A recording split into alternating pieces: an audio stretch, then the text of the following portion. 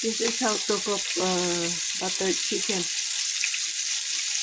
Fry until crispy, both sides.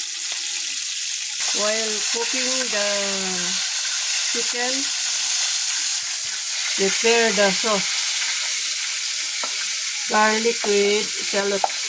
Garlic and shallot.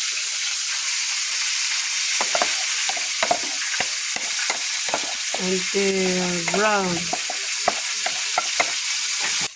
Just now I put the butter.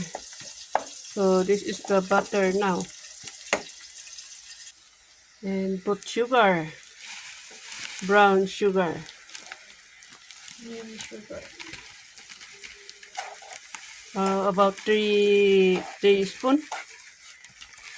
3 tablespoons of sugar. For 1 kilo. For 1 kilo of chicken.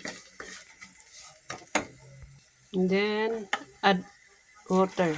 This is already hot. 1 cup of water. Or about 1.5 cup of water. It is boiling na. We put soy about 3 cups for it's salty. 3 cups, 3 tablespoons of soy sauce. 3 cups of water. 3 cups of water. Around 3 tablespoons of soy sauce.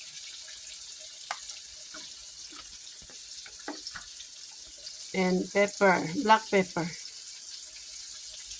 According to your taste. If you want spicy, then put more. And then put tomato sauce. Around Half of this pakpak.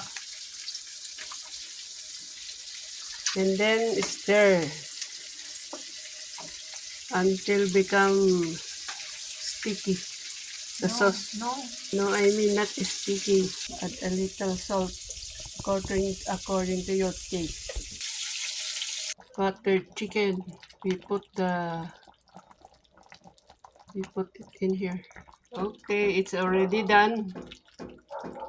The buttered chicken is already done. This one is have a sauce, but you can make it dry if you Thank want. you very much.